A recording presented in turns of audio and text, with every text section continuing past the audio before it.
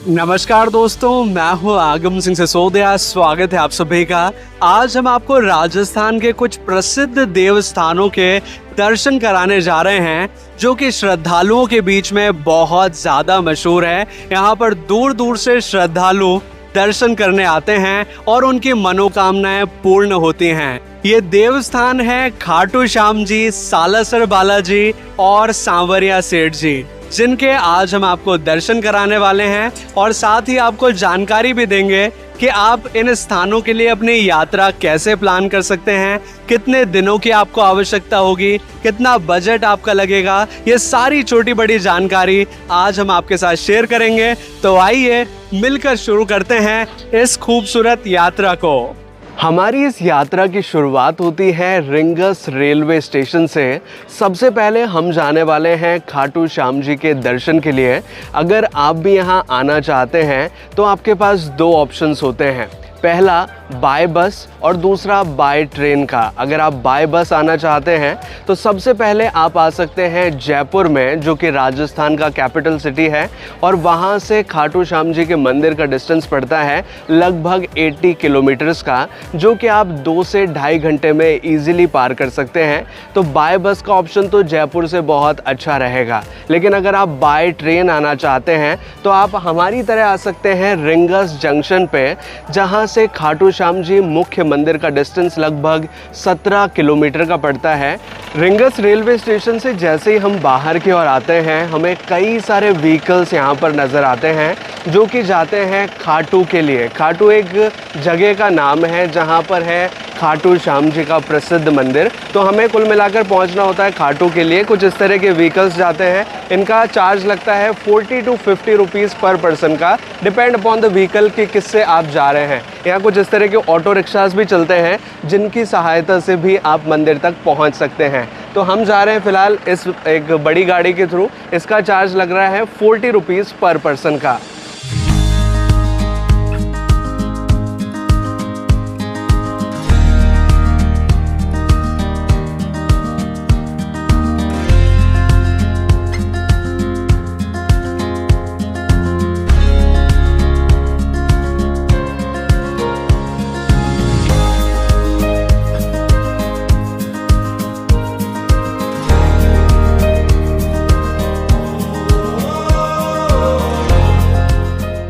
तो अब हम रिंगस से खाटू नामक स्थान पर पहुंच चुके हैं। जिस व्हीकल से हम यहां तक आए हैं उसने हमें यहां पर ड्रॉप किया है, और यहां पर है खाटू श्याम जी मंदिर का मुख्य प्रवेश द्वार, जहां पर काफ़ी सारे श्रद्धालु आपको नज़र आएंगे। कई सारे लोग जो झंडे लेकर आते हैं वो यहाँ पर बहुत अच्छे पिक्चर्स क्लिक करते हुए फिर आगे बढ़ते हैं। कई लोग बहुत श्रद्धा से आते हैं तो वो दंडवत करते हुए धीरे धीरे आगे की ओर बढ़ते हैं। मेनली जो स्थान है जहाँ तक व्हीकल आपको छोड़ते हैं वो यही है। यहीं पर काफ़ी सारे स्टैंड्स वगैरह, पार्किंग वगैरह बनी हुई है, जहाँ पर आपके व्हीकल्स आते हैं। और फिर यहाँ से अभी खाटू श्याम जी मंदिर का डिस्टेंस लगभग 1 से 1.5 किलोमीटर का है, जिसे हमें पैदल पार करना होता है।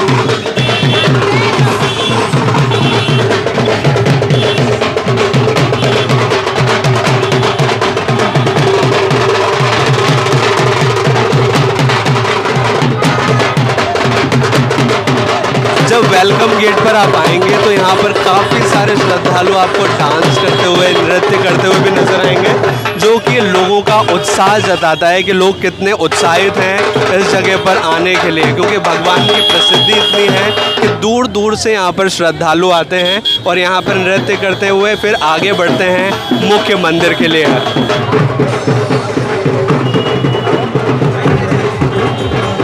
यहाँ पर आप कुछ इस तरह से कैमल राइड भी कर सकते हैं। इसका चार्ज लगता है 50 रुपीज़ पर पर्सन का। मंदिर मार्ग में ही आपको कुछ इस तरह से कई सारे खाटू श्याम जी के झंडे नज़र आएंगे, जिन्हें भी आप यहाँ से परचेस कर सकते हैं।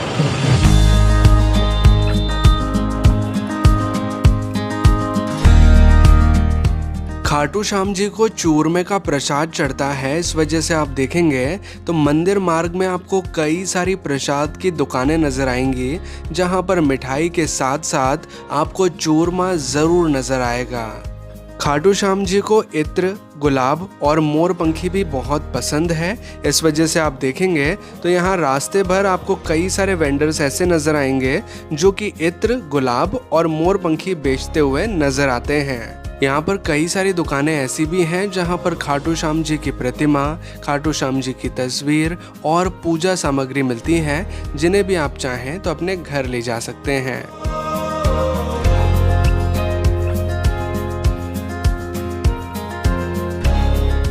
अगर आप यहाँ पर रुकना भी चाहते हैं तो कई सारी धर्मशालाएं, लॉज और होटल्स यहाँ बने हुए हैं जो कि अलग अलग प्राइस रेंज के हिसाब से अवेलेबल होते हैं, तो आप अपने बजट के हिसाब से यहाँ रुक सकते हैं।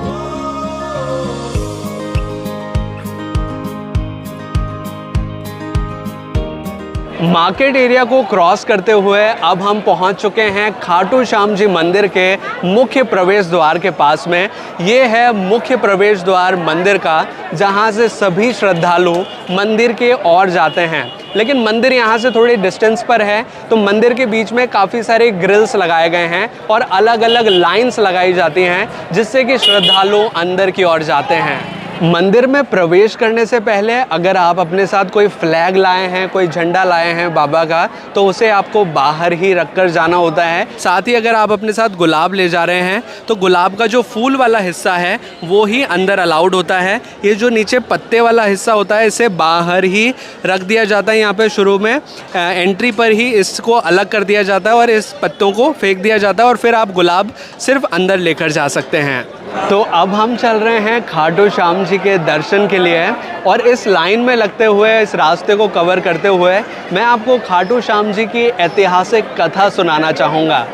खाटू श्याम जी की पौराणिक कथा है महाभारत काल की।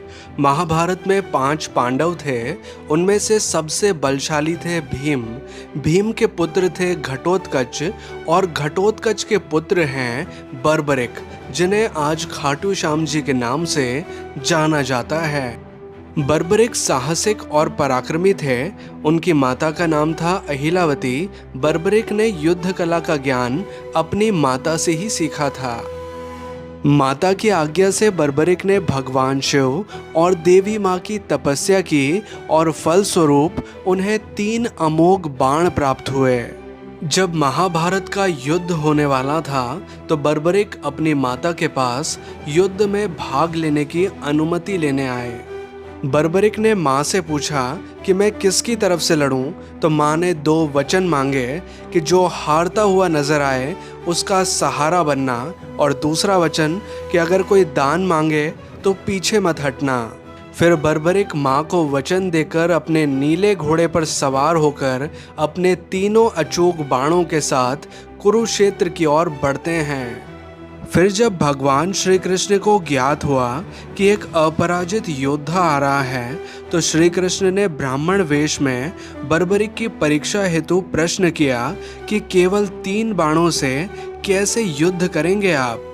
फिर बर्बरिक ने अपने एक बाण से पेड़ के सभी पत्तों में छेद कर दिया, लेकिन भगवान श्री कृष्ण ने चालाकी से एक पेड़ का पत्ता अपने पैर के नीचे छिपा रखा था। लेकिन बर्बरिक का बाण इतना अचूक था कि वो भगवान श्री कृष्ण के पैर के पास में आया, और जैसे ही भगवान ने अपना पैर उठाया उसने उस पत्ते में भी छेद कर दिया। फिर बर्बरिक का सामर्थ्य देखकर ब्राह्मण ने शीश दान मांगा। आश्चर्यचकित बर्बरिक ने उन्हें वास्तविक स्वरूप में आने की विनती की। फिर भगवान श्री कृष्ण अपने वास्तविक स्वरूप में आए और बर्बरिक को दर्शन दिए। दर्शन के पश्चात बर्बरिक ने महाभारत देखने की आकांक्षा जताते हुए भगवान श्री कृष्ण को अपना शीश दान किया। भगवान श्री कृष्ण ने बर्बरिक की इच्छा को ध्यान में रखते हुए उनका शीश एक ऊंचाई वाले स्थान पर रखा, जहां से वो महाभारत का युद्ध आराम से देख सकें।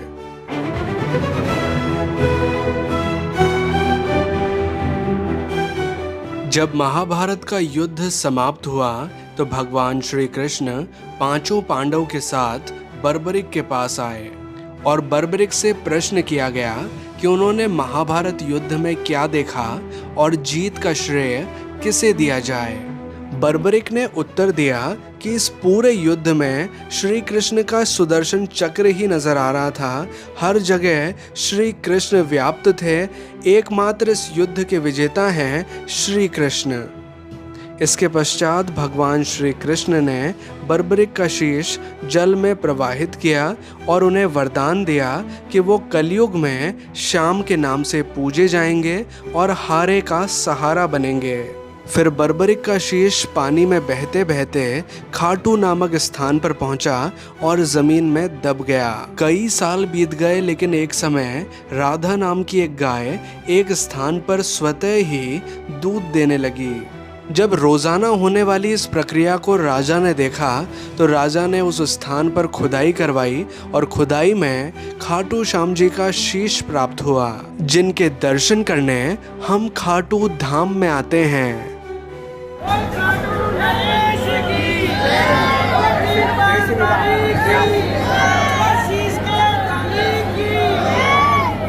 और अब यहाँ से हम साक्षात दर्शन कर सकते हैं खाटू श्याम जी के।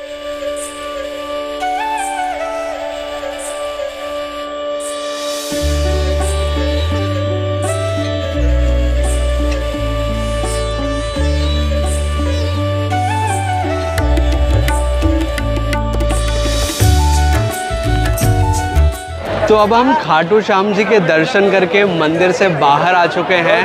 हमें भगवान के बहुत अच्छे दर्शन हुए और बहुत शीघ्रता से हम दर्शन कर पाए, क्योंकि आज श्रद्धालुओं की इतनी ज़्यादा भीड़ नहीं थी और यहाँ पर अरेंजमेंट भी बहुत अच्छा किया हुआ है। अलग अलग लाइंस बनाई गई हैं जिससे कि बहुत सारे श्रद्धालु एक साथ बहुत जल्दी दर्शन कर सकते हैं। लेकिन कई बार खाटू श्याम जी मंदिर में श्रद्धालुओं की संख्या बहुत ज़्यादा होती है, तो उस टाइम पर बहुत ज़्यादा समय लग जाता है दर्शन करने में। अब वो समय कौन सा होता है जब ज़्यादा क्राउड यहाँ पर होता है, वो यहाँ के लोकल पर्सन से हम थोड़ा सा जानने की कोशिश करते हैं। सर थोड़ा टाइम बताइए कब ज़्यादा होता है? यहाँ पे क्या है, एक तो सैटरडे संडे बड़ी वाली एकादशी को होती है। वैसे व्यवस्था अच्छी बना रखी है, आराम से तसल्ली से दर्शन भी हो जाते हैं जी। मतलब 11 के दिन ज़्यादा, सैटरडे संडे जो छुट्टियों वाले दिन होते हैं वहाँ पे उस टाइम पे ज़्यादा।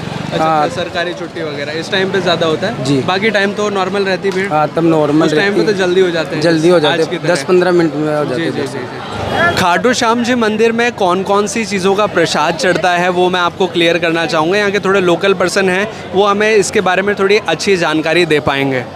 जी, यहाँ पे क्या है, चूरमा चढ़ता है बाबा की भोग के लिए। वैसे पेड़े लड्डू ये चढ़ते हैं। जो इत्र लेके जाते हैं, 3 इत्र लेके जाते हैं मन्नत के लिए भी। कुछ लोग क्या वहाँ पे फेंक देते हैं जी। उस फेंकने से वजह है मंदिर वालों ने वो बना रखे हैं, हर बॉक्स बना रखे, इत्र का अलग, गुलाब का अलग, प्रसाद का अलग। तो उनमें चढ़ाएंगे तो अच्छा रहेगा। कि कुछ लोग फेंक देते हैं, उनसे क्या यात्री श्रद्धालुओं के पैरों में चुभ जाते हैं। सही बात है। उससे ये मतलब ये सारी चीज़ें अंदर ले जाके दूर से चढ़ाते हैं वैसे बाबा। हाँ, वैसे क्या 16 लाइन है तो एक जगह तो सब जा नहीं सकते। टोटल 16 लाइन है जी। उनमें हर लाइन में वो बना रखे हैं जी, चढ़ाने के लिए प्रसाद, उनमें चढ़ाने का होता है। ओके, मतलब वहाँ पे पात्र रखे हुए, पात्र बना रखे हैं, चढ़ा सकते हैं जी। मुख्य मंदिर के पास में ही एक प्राचीन सीताराम जी का मंदिर भी बना हुआ है, जहाँ पर भी आप दर्शन कर सकते हैं।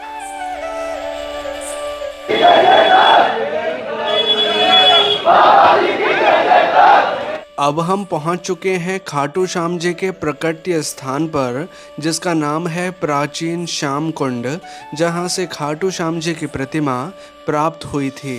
यहाँ अंदर की ओर कुछ मंदिर भी बने हुए हैं, जहां पर भी हम दर्शन कर सकते हैं।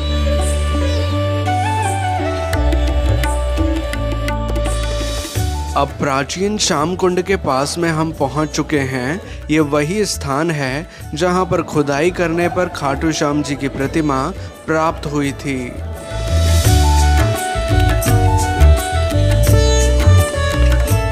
खाटू श्याम जी में कई सारे भोजनालय भी बने हुए हैं। अगर आप यहाँ पर भोजन करना चाहते हैं तो कर सकते हैं।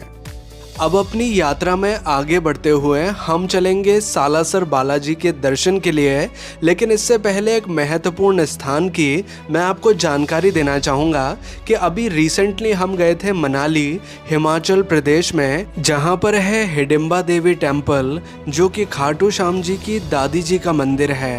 हिडम्बा देवी मंदिर में काफ़ी सारे श्रद्धालु दर्शन के लिए आते हैं और यहाँ पर आप देखेंगे तो श्रद्धालुओं की काफ़ी लंबी लाइन लगती है दर्शन के लिए।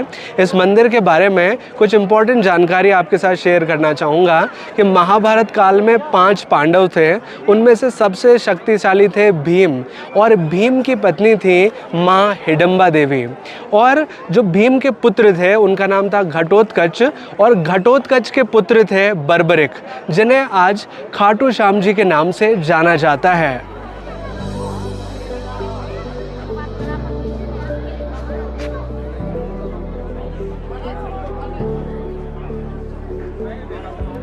हिडम्बा देवी मंदिर का निर्माण 1553 में राजा बहादुर सिंह द्वारा करवाया गया है और यह मंदिर पेगोड़ा शैली में बना हुआ है। अब खाटू श्याम जी के दर्शन करने के बाद हम जा रहे हैं सालासर बालाजी के दर्शन करने, और सालासर बालाजी का डिस्टेंस खाटू श्याम जी से लगभग 107 किलोमीटर का है। और इस डिस्टेंस को पार करने के लिए यहाँ पर कुछ इस तरह की गाड़ियाँ चलती हैं जो कि तूफान टाइप की गाड़ियाँ होती हैं, बड़ी साइज़ की, जिसका चार्ज लगता है 250 से 300 रुपये पर पर्सन का, जिसमें कि ये आपको सालासर बालाजी लेकर भी जाते हैं और वापस से यहाँ पे खाटू श्याम जी तक लेकर आते हैं। कुल मिला के आने जाने का चार्ज लगता है 300 रुपीज़ पर पर्सन का। 2 घंटा यहाँ से सालासर बालाजी जाने तक का लगता है, 2 से 2.5 घंटा वो वहाँ पर आपको घूमने के लिए टाइम देते हैं, यानी कि दर्शन करने का टाइम देते हैं, और फिर 2 घंटे में वापस लेकर आते हैं यहीं पर खाटू श्याम जी तक। तो हमने अभी इस गाड़ी को बुक किया है और अब इसी गाड़ी से हम चल रहे हैं सालासर बालाजी के दर्शन के लिए। खाटू श्याम जी का मंदिर राजस्थान के सीकर जिले में आता है और सालासर बालाजी का मंदिर राजस्थान के चूरू जिले में पड़ता है। तो फाइनली लगभग 2 घंटे के सफ़र के बाद अब हम पहुंच चुके हैं सालासर में, जो कि एक छोटा टाउन है, और यहीं पर है प्रसिद्ध सालासर बालाजी का मंदिर। यहां पर जिस व्हीकल से हम आए हैं उसे अब पार्किंग में लगा दिया गया है, और पार्किंग प्लेस से हमें लगभग 800 मीटर से लेकर 1 किलोमीटर का डिस्टेंस बाय वॉक पार करना होगा, और फिर हम पहुंचेंगे सालासर बालाजी के मुख्य मंदिर में। लेकिन एक इम्पॉर्टेंट चीज़ आपको दिखाना चाहूँगा, ये जिस स्थान पर हम पहुँचे हैं यहाँ की जो रेत है वो बिल्कुल जैसलमेर की तरह की नज़र आती है। जैसे कि जैसलमेर में रेगिस्तान में कुछ इसी तरह की रेत होती है, और वही रेत यहाँ पर नज़र आती है, यानी कि जो डेज़र्ट वाला पोर्शन है वो यहाँ से शुरू हो जाता है, और जो डेज़र्ट वाला फील है उसे भी आप यहाँ ले पाएंगे। हालांकि इतना डेज़र्ट तो नहीं है, लेकिन फिर भी जो मिट्टी है वो पूरी की पूरी रेतीली मिट्टी है, जिसे भी आप यहाँ देख सकते हैं। सालासर में होटल्स और धर्मशालाएं भी बनी हुई हैं, अगर आप चाहें तो यहाँ पर भी रुक सकते हैं। मंदिर मार्ग तक जाते वक्त आपको रास्ते में कई सारी पूजा सामग्री और प्रसाद की दुकानें नज़र आएंगी, जहां से आप पूजा सामग्री और प्रसाद परचेस कर सकते हैं।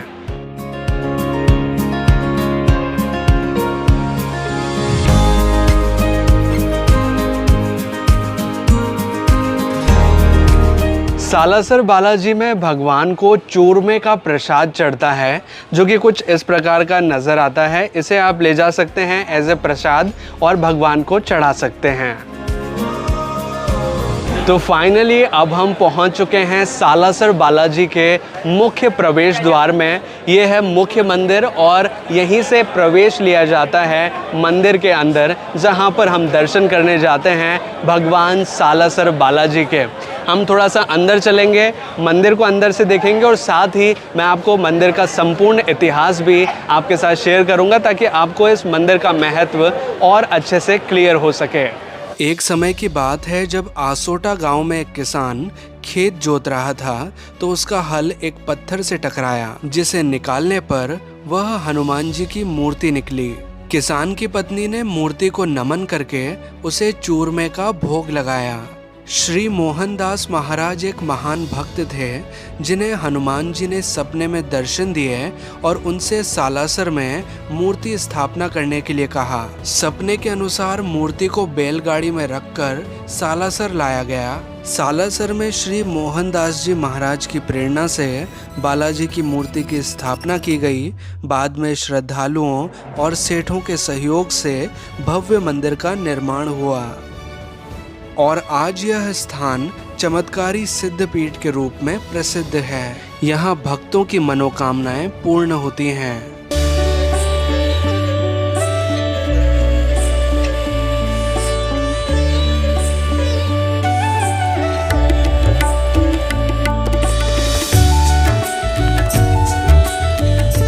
अब मंदिर के मुख्य भाग में हम पहुंच चुके हैं, जहां कई सारे श्रद्धालु उपस्थित हैं और अब यहां से हम सालासर बालाजी के साक्षात दर्शन कर सकते हैं।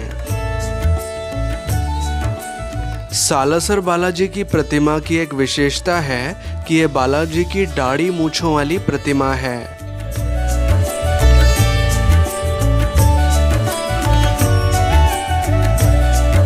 मंदिर में श्री मोहनदास जी महाराज की समाधि स्थली भी बनी हुई है, जहां पर भी हम दर्शन कर सकते हैं।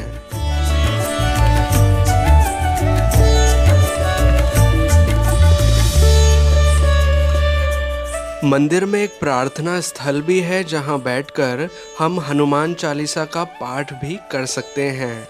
मंदिर में पुराने समय की वो बैलगाड़ी भी रखी हुई है, जिस पर सालासर बालाजी को लाया गया था। मंदिर से कुछ ही दूरी पर अंजनी माता मंदिर बना हुआ है, जो कि हनुमान जी की माता जी हैं, जिनके भी हम यहाँ दर्शन कर सकते हैं। यहीं पास में श्री राम जानकी मंदिर भी बना हुआ है, जहाँ भगवान श्री राम और माता जानकी विराजमान हैं।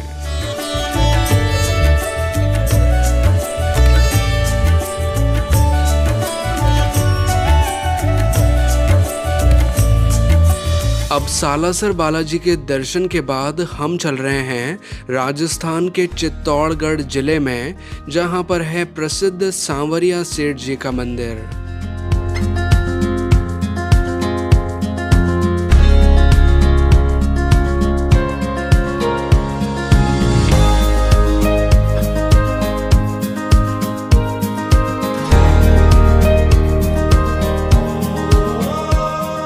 अब हम पहुंच चुके हैं प्रसिद्ध सांवरिया सेठ मंदिर में, जिन्हें सेठों के सेठ सांवरिया सेठ के नाम से जाना जाता है।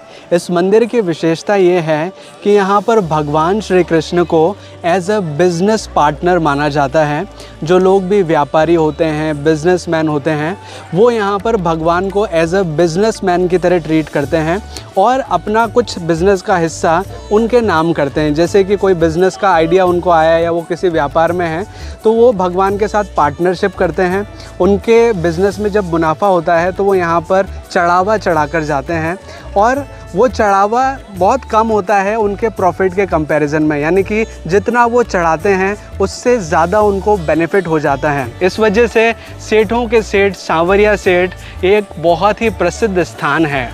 तो चलिए अब मंदिर के अंदर चलते हैं, और मंदिर के अंदर चलते हुए मैं आपको मंदिर की ऐतिहासिक कथा सुनाना चाहूँगा। मान्यताओं के अनुसार 1840 में भोलाराम गुर्जर नामक एक ग्वाले ने सपने में 3 दिव्य मूर्तियों को देखा, जो भगवान श्री कृष्ण की थीं। ये मूर्तियाँ बांगुड़ गांव के छापर में एक पेड़ के नीचे खुदाई करने पर प्राप्त हुई। एक मूर्ति को मंडफिया ले जाया गया, दूसरी को बादसोड़ा और तीसरी को बांगुड़ में ही स्थापित किया गया। अभी जिस मंदिर में हम आए हैं, ये मंडफिया में स्थित है, जो कि सांवरिया सेठ जी का प्रमुख मंदिर है। मंदिर के दर्शन टाइमिंग के बारे में बात करें तो ये कुछ इस प्रकार है।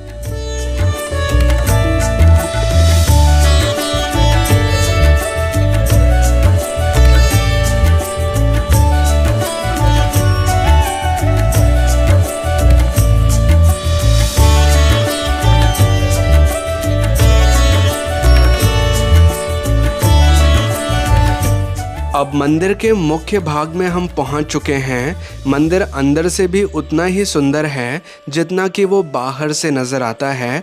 मंदिर के अंदर कई सारे श्रद्धालु उपस्थित हैं, जो कि भगवान के दर्शन के लिए आए हैं। और अब यहाँ से हम दर्शन कर सकते हैं भगवान सांवरिया सेठ के।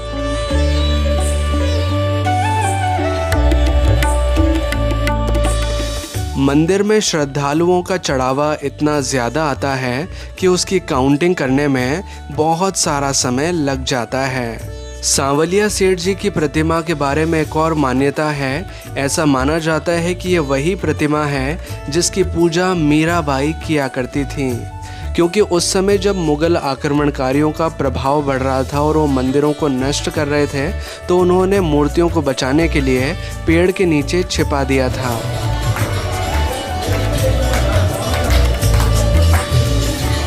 सांवरिया सेठ मंदिर में मठरी और लड्डू का प्रसाद चढ़ता है, जिसे आप यहाँ से परचेज़ कर सकते हैं। लड्डू का प्राइस होता है 40 रुपीज़ का एक और मठरी का होता है 30 रुपीज़ का एक। तो उसे आप यहाँ से परचेज़ कर सकते हैं। बिल्कुल प्योर देसी घी में ये बनकर तैयार होते हैं। इस मंदिर की लोकेशन के बारे में अगर बात करें तो राजस्थान के चित्तौड़गढ़ डिस्ट्रिक्ट के अंदर एक गांव है जिसका नाम है मंडपिया, जो कि चित्तौड़गढ़ से एक्चुअल में 40 किलोमीटर्स की डिस्टेंस पर है। यानी कि जो मेन चित्तौड़गढ़ शहर है वहां से 40 किलोमीटर का सफ़र हम पार करके आते हैं तो एक गांव आता है मंडपिया, जहां पर सांवरिया सेठ जी का यह मंदिर बना हुआ है।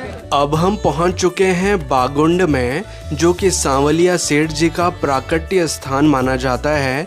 यहीं से सांवलिया सेठ जी की प्रतिमाएं प्राप्त हुई थी। यहाँ पर भी एक सुंदर मंदिर बना हुआ है जहाँ पर सांवलिया सेठ जी की प्रतिमा विराजमान है। जो 3 प्रतिमा निकली थी उनमें से एक प्रतिमा यहाँ पर विराजमान है, जिनके अब हम दर्शन करेंगे।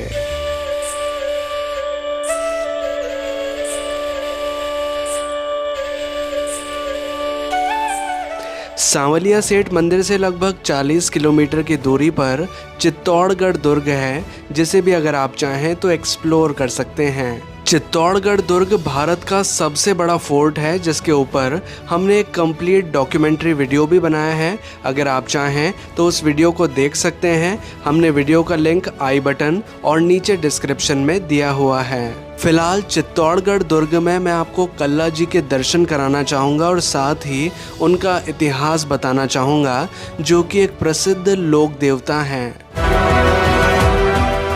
चित्तौड़गढ़ दुर्ग में 3 प्रमुख आक्रमण हुए हैं मुगलों द्वारा। जो तीसरा आक्रमण हुआ था वो अकबर द्वारा करवाया गया था। तो जब मुगल सेना चित्तौड़गढ़ दुर्ग पर चढ़ाई कर रही थी तो उस टाइम पर कल्ला जी और जयमल जी इस किले की रक्षा में नियुक्त थे।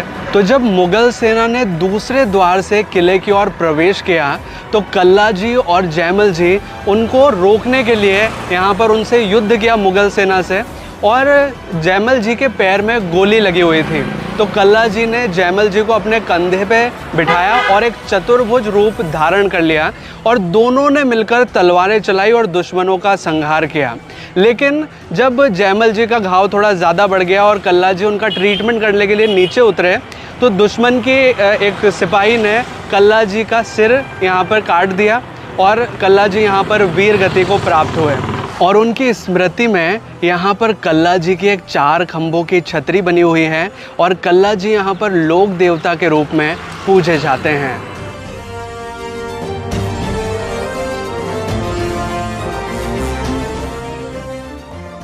कल्ला जी की छतरी के साथ साथ यहाँ पास में ही बनी हुई है जयमल जी राठौड़ की छतरी, क्योंकि वो भी यहाँ पर उस युद्ध में वीर गति को प्राप्त हुए थे।